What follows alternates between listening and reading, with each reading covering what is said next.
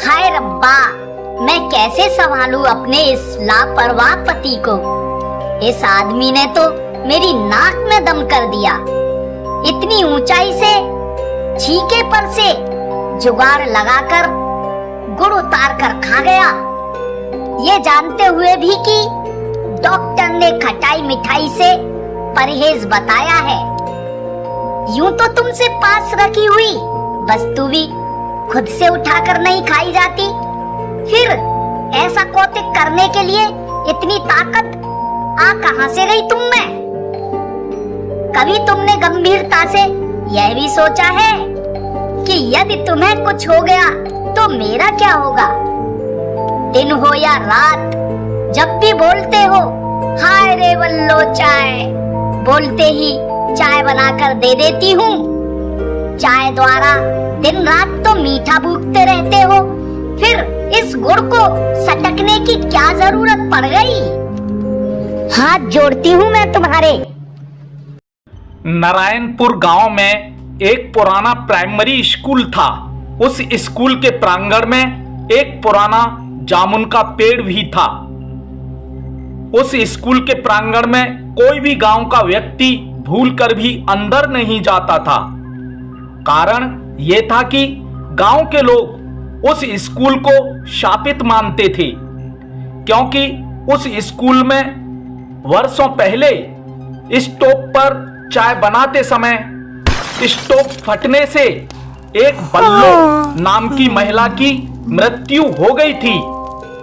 Stove से ऐसी भयंकर आग लगी कि उस आग में तपेदिक नामक बीमारी से पीड़ित उसका जवान पति भी अपनी जान गंवा बैठा था।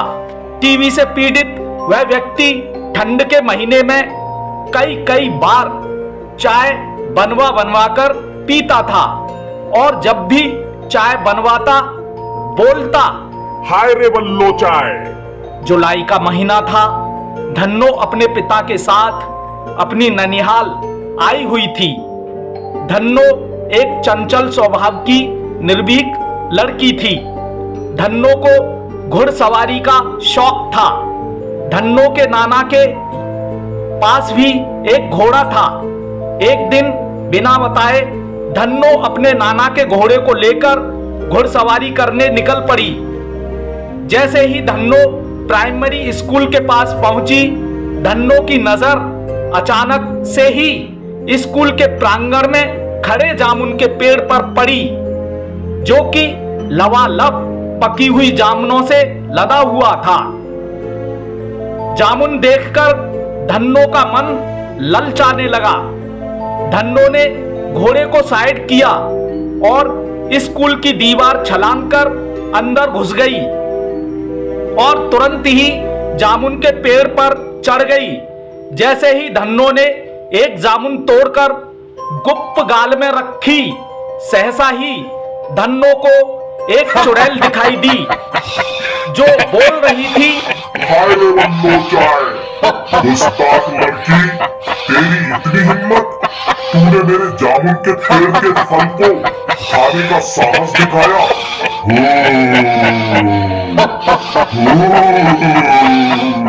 इसकी सजा तुझे मिलेगी, जरूर मिलेगी। इतने ही धन्नो धड़ाम से पेड़ से नीचे गिर गई और उसकी तत्काल मृत्यु हो गई। घोड़ा खाली पीठ जब घर पहुंचा तो घर में अफरा तफरी का माहौल छा गया। सभी लोग धन्नो को ढूंढने निकल पड़े। ढूंढते ढूंढते लोग प्राइमरी स्कूल पर जा पहुंचे। देखा तो धन्नो की लाश जामुन के पेड़ के नीचे पड़ी हुई थी। गांव वालों को समझने में देर ना लगी कि धन्नो को हो न हो हाय रे बल्लो चाय ने ही मारा है। गांव के मरघट में काम करने वाले हरिया से गांव वालों ने धन्नो की लाश को स्कूल के प्रांगण से बाहर निकालने को कहा। हरिया बोला, मरघट में चिताओं को जलाना और मरघट की देखभाल करना मेरा काम है। ये नहीं कि जानबूझकर मैं अपनी जान स्कूल के प्रांगण में जाकर खतरे में डाल दूं। आप लोग क्या मुझे बेवकूफ समझ रहे हैं? क्या मैं जानता नहीं हूँ? मंगला को कौन मारा? हाय रे वल्लोचाय। चिलमा को कौन मारा? हाय रे वल्लोचाय। संता भौजी को कौन मारा? हाय रे वल्लोचाय। और अब ये लड़की भी हाय रे वल्लोचाय चुड़ैल की शिकार हो गई। यानी कि जो भी व्यक्ति स्कूल के इस प्रांगण में प्रवेश करता है अपनी जान गंवा बैठता है। अचानक ही पुलिस वहां पहुंच गई। पुलिस ने लाश का पंचनामा भरा और पोस्टमार्टम के लिए भेज दिया। कुछ दिनों के बाद नारायणपुर गांव के बिल्कुल करीब होकर हाईवे निकलने का प्रस्ताव पास हो गया। हाईवे के रास्ते में स्कूल का प्रांगण भी आ रहा था। हाईवे को बनाने वाले मजदूरों ने अपना डेरा स्कूल के पास ही डाल लिया। रात्रि के समय मजदूरों को स्कूल से अजीब सी आवाजें आती और यह भी सुनाई देता, हाय रे वल्लोचाय। परंतु मजदूरों ने उन सब बातों को नजरअंदाज करते हुए हाईवे बनाने का कार्य जारी रखा। अंततः एक दिन जब मजदूरों ने स्कूल की दीवार को गिराने का कार्य प्रारंभ किया तो एक मजदूर दीवार के नीचे दबकर मर गया। मजदूरों ने इस घटना को एक हादसा समझा और कार्य को जारी रखा। अगले दिन फिर एक और मजदूर अपनी जान गंवा बैठा। मजदूरों ने काम बंद कर दिया। जब हाईवे मैनेजमेंट ने मजदूरों से कार्य बंद करने का कारण पूछा तो मजदूरों ने स्कूल से संबंधित सारी घटनाएं कह सुनाई।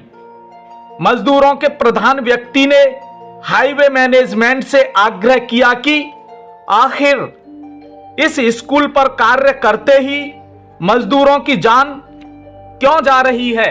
हाईवे मैनेजमेंट ने पहले तो इस बात को अंधविश्वास समझकर कोई ध्यान नहीं दिया, परंतु जब कोई भी मजदूर वहां कार्य करने को तैयार नहीं हुआ तो हाईवे मैनेजमेंट ने एक बहुत बड़े तांत्रिक को बुला लिया।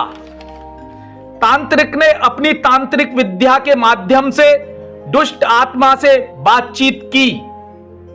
दुष्ट आत्मा इस बात पर तैयार हो गई कि वर्षों से बंद पड़ा यह स्कूल दोबारा से नई तकनीक से बनाया जाए और स्कूल का नाम बल्लोचाय बाल विद्यालय रखा जाए, जिससे गांव के हर एक वर्ग के बच्चे को प्रारंभिक शिक्षा मिले और कोई भी बच्चा शिक्षा से वंचित ना रह जाए। हाईवे मैनेजमेंट ने एक नई तकनीक से बल्लोचाय बाल विद्यालय का शानदार प्राइमरी स्कूल बनाकर तैयार कर दिया और स्कूल को राज्य सरकार के अधीन भी कर दिया। हाईवे निकल जाने से स्कूल कई गांवों से जुड़ गया। कई गांवों के बच्चे बल्लोचाय बाल विद्यालय से शिक्षा हासिल करने लगे। उस दिन के बाद हाय रे बल्लोचाय और उसके साथ जुड़ी सभी दुष्ट आत्माएं हमेशा हमेशा के लिए बल्लोचाय बाल विद्यालय को छोड़कर चली गईं।